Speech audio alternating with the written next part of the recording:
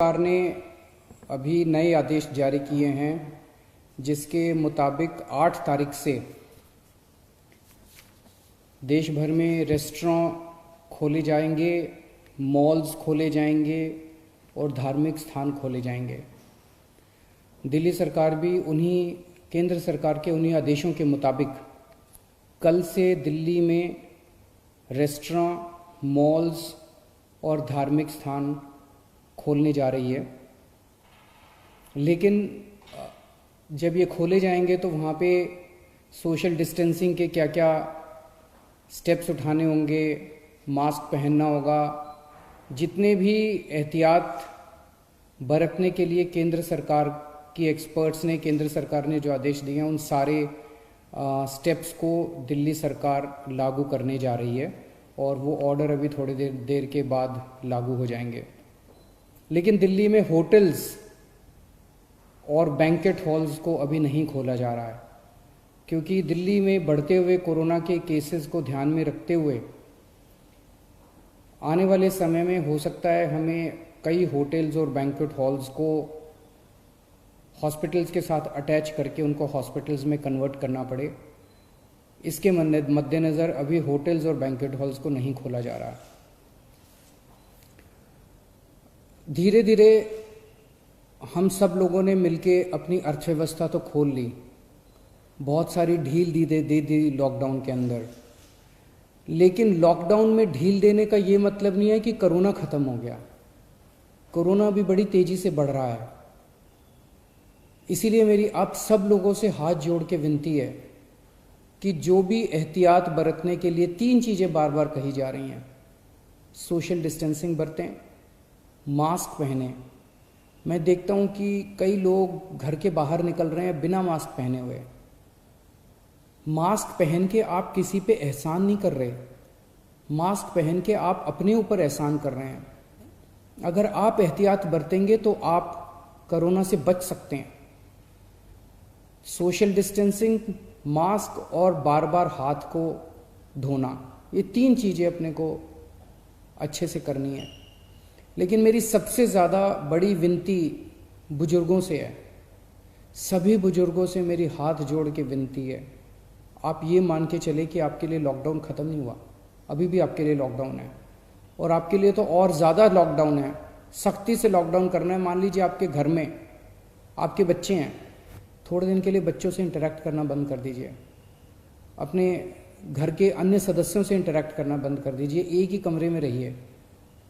अगर ज़रूरत है तो एक बारी बाहर राउंड लगा आइए, लेकिन किसी के साथ भी इंटरेक्ट मत कीजिए किसी भी तरह से। बुज़ुर्ग सबसे ज़्यादा, जितनी मौतें हो रही हैं उनमें सबसे ज़्यादा बुज़ुर्ग हैं।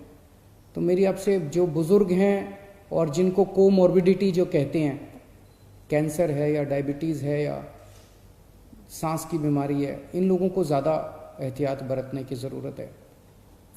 पिछले हफ्ते मैंने आप सब लोगों से एक और चीज़ है, कल से दिल्ली के बॉर्डर्स खोले जा रहे हैं।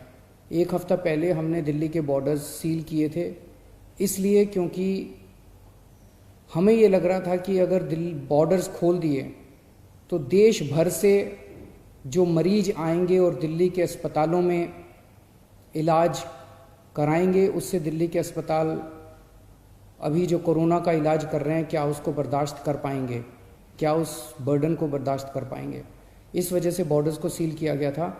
कल से दिल्ली के बॉर्डर्स को खोला जा रहा है। साथ ही अभी कैबिनेट की मीटिंग हुई और ये निर्णय लिया जा गया है कि पिछले हफ्ते हमने दिल्ली के लोगों से पूछा था, हमने दिल्ली के लोगों के सामने ये प्रश्न रखा था, हमने दिल्ली के लोगों से ये पूछा था कि अभी तक कोरोना होने तक, मार्च के महीने तक दिल्ली के सारे अस्पताल पूरे देश के लोगों के लिए खुले रहते थे। दिल्ली के लोगों ने कभी अपने देश के लोगों का इलाज करने से मना नहीं किया।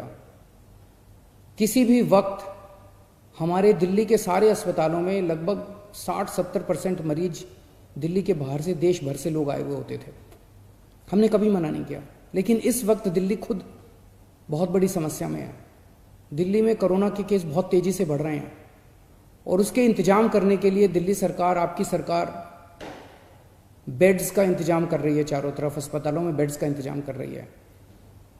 ऐसी स्थिति में अगर हमने दिल्ली के अस्पताल पूरे देश के लोगों के लिए खोल दिए तो दिल्ली के लोगों को जब कोरोना होगा तो वो कहाँ जाएंगे? इस पे हम लोगों ने जनता से विचार मांगे थे। 7.5 लाख लोगों ने अपने सुझाव भेजे और 90% से ज़्यादा लोगों का यही कहना था कि कोरोना तक, जब तक कोरोना है दिल्ली में, तब तक दिल्ली के अस्पताल केवल दिल्ली वालों के लिए रिजर्व होने चाहिए। उसके बाद हम लोगों ने एक 5 डॉक्टर्स की कमेटी बनाई, बड़े बड़े डॉक्टर्स थे। Doctor Mahesh Verma vice chancellor हैं आईपी यूनिवर्सिटी के, doctor Sunil Kumar medical director हैं जीटीबी हॉस्पिटल के, डॉक्टर अरुण गुप्ता ये प्रेसिडेंट हैं दिल्ली मेडिकल काउंसिल के, डॉक्टर आर.के. गुप्ता ये एक्स प्रेसिडेंट हैं दिल्ली मेडिकल एसोसिएशन के, डॉक्टर संदीप बुद्धिराजा ये ग्रुप मेडिकल डायरेक्टर हैं मैक्स हेल्थ केयर के। इन 5 लोगों की कमेटी ने विचार विमर्श करके और दिल्ली की जो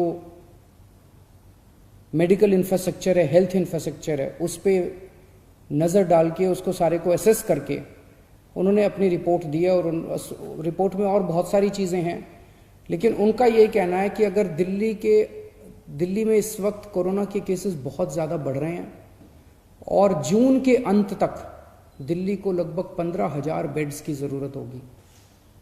ये कहाँ से आएंगे? तो इसीलिए उनका ये सुझाव है कि दिल्ली के सारे अस्पताल केवल दिल्ली के लोगों के लिए कुछ महीनों के लिए होने चाहिए और दिल्ली के अस्पतालों को पूरे देश के लोगों के लिए फ़िलहाल नहीं खोलना चाहिए। उन्होंने ये कहा है कि अगर सबके लिए खोल दिया तो 3 दिन के अंदर आज जो 9,000 बेड दिल्ली सरकार ने कोविड के पेशेंट्स के लिए रखे हैं, ये मात्र 3 दिन के अंदर भर जाएंगे। इन सारी चीज़ों पे आज कैबिनेट ने गौर किया। अभी थोड़ी देर पहले हमारी कैबिनेट की मीटिंग थी और कैबिनेट ने गौर करके ये निर्णय लिया है कि हमें एक संतुलन बनाने की ज़रूरत है। दिल्ली सरकार में 10,000 बेड हैं, केंद्र सरकार में भी 10,000 बेड हैं। तो एक तरफ कल से हम बॉर्डर्स खोल देते हैं। बॉर्डर्स को खोलने के बाद दिल्ली सरकार के जो 10,000 दिल्ली सरकार के जो अस्पताल हैं, वो अस्पताल केवल दिल्ली के लोगों के लिए रिजर्व होने चाहिए। केंद्र सरकार के जो अस्पताल हैं उसमें भी 10,000 बेड्स हैं, वहाँ पे कोई भी देश भर से आके अपना इलाज करा सके।